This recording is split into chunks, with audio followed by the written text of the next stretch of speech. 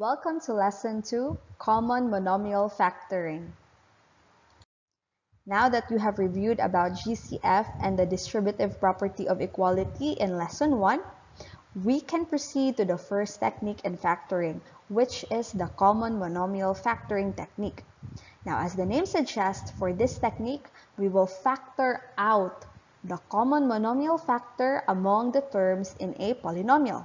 So let's study the following examples. For the first example, we have to factor the expression 12x squared plus 4x. So how do we do that? Step 1, we have to find the GCF or the greatest common factor for each term. So what are the factors of 12x squared? For 12x squared, its factors are 2 times 2 times 3 times x. How about 4x? We will get 2 times 2 times x. Now, looking at both of their factors, we can see that they both have two common factors of the digit 2 and one common factor x. This gives us a GCF of 2 times 2 times x or 4x. So now that we know the GCF of each term, for step 2, we need to express each term as a product of the GCF and another factor. So next, we will express each term of the binomial as a product of the GCF, which is 4x, and another factor as shown below. So for 12x squared, we need to express it as a product of 4x, and we need to look for another factor, in this case, 3x. How did we get 3x? We simply divide 12x squared by 4x, giving us 3x.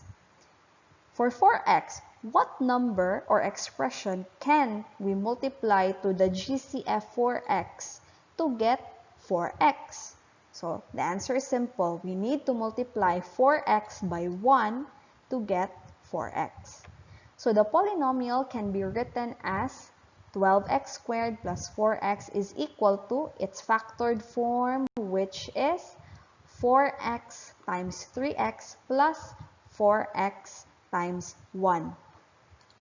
For the last step, we need to factor out the GCF. Now we can apply the distributive property to factor out 4x.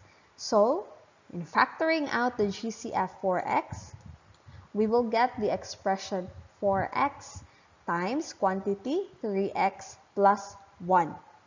So factoring the whole expression using the common monomial factoring technique, we will get 4x times quantity 3x plus 1 as our answer. Let's take a look at another example. So factor the expression 12x to the power of 4 minus 18x squared. So to do that, first we need to find the GCF. So what are the factors of these two terms? For 12x to the power of 4, its factors are 2 times 2 times 3 times x times x times x times x. For 18x squared, its factors are 2 times 3 times 3 times x times x. Now looking at this, we can see that both terms have one digit 2 as a common factor, one digit 3 as another common factor, and two letter x or variables x as a common factor. Therefore, we will get a GCF of 2 times 3 times x, or 6x squared. Now that we have the GCF, we can use this to factor the entire expression, giving us an answer of 6x squared times quantity 2x squared minus 3x. Now, if you will ask, where did we get 2x squared minus 3x? We simply divide the GCF 6x squared to both the terms in the expression. So if we divide 12x to the power of 4 by 6x squared, 12 divided by 6, you will get 2. X to the power of 4 divided by x squared, you can cancel 2 x's at the bottom, at the denominator, and another 2 in the numerator, giving us 2x squared. Next, 18x squared divided by 6x squared. So 18 divided by 6, you will get 3. Cancel out both x squared and you will get an answer of 3. Therefore, our answer is 6x squared times quantity 2x squared minus 3. Let's have another example. So factor the expression 10x squared plus 25x plus 15. So again, we need to look for the GCF of each of these terms. So this time we have 3 terms. So what are the factors of each term? For 10x squared, its factors are 2 times 5 times x times x. For 25x, its factors are 5 times 5 times x. And for 15, its factors are 3 and 3 times 5. So, looking here, we can see that all 3 terms have 1 digit 5 in common. Therefore, the GCF of these 3 terms is 5. We can now use the GCF to factor the entire expression. So the GCF 5 is factored out. 10x squared divided by 5, you will get 10 divided by 5, you will get 2x squared. Next, 25x divided by 5.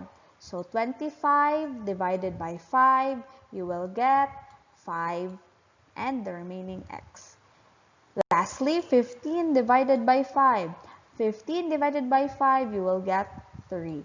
Therefore, our answer is 5 times quantity 2x squared plus 5x plus 3.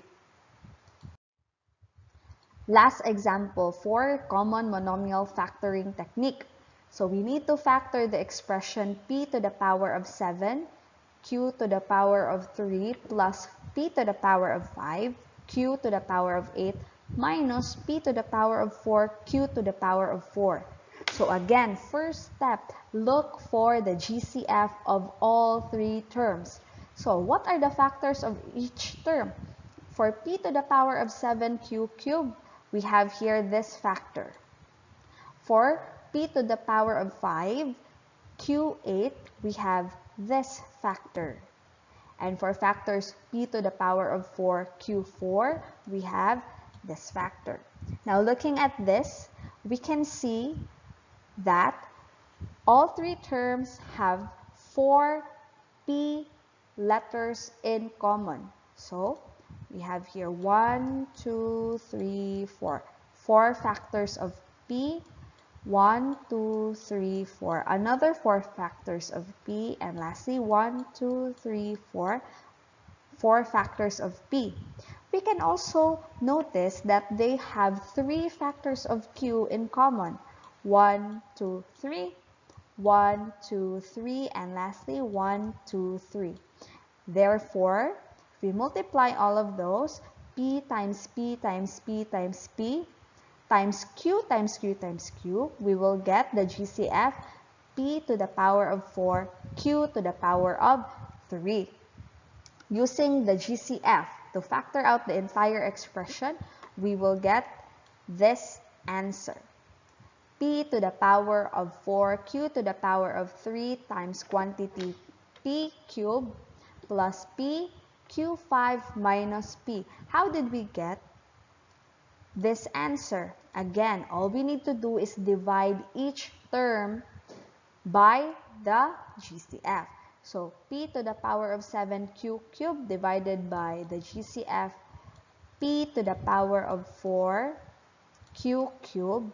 We can cancel out q cubed, cancel out p, only 3 p's will remain here, giving us p cubed.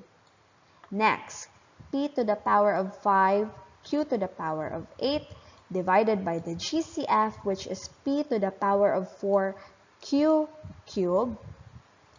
Okay, we can cancel 4 p's here, 1 p remaining for the numerator, 3 q's and 5 q's remaining for the numerator, or p q to the power of 5. Lastly, we will divide q to the power of 4, p to the power of 4 by the GCF, p to the power of 4q cubed.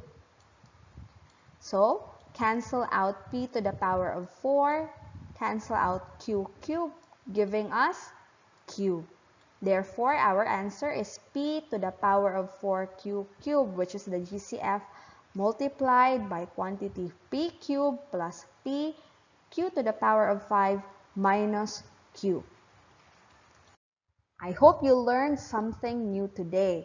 For this lesson, you were able to learn about the common monomial factoring technique, which is factoring out the common monomial factor among the terms in a polynomial. So we have to apply our skills that we learned from lesson 1, which is looking for the GCF and applying the distributive property of equality. So for lesson 3, we will now go to factoring polynomials using the difference of two squares. So see you in our next lesson.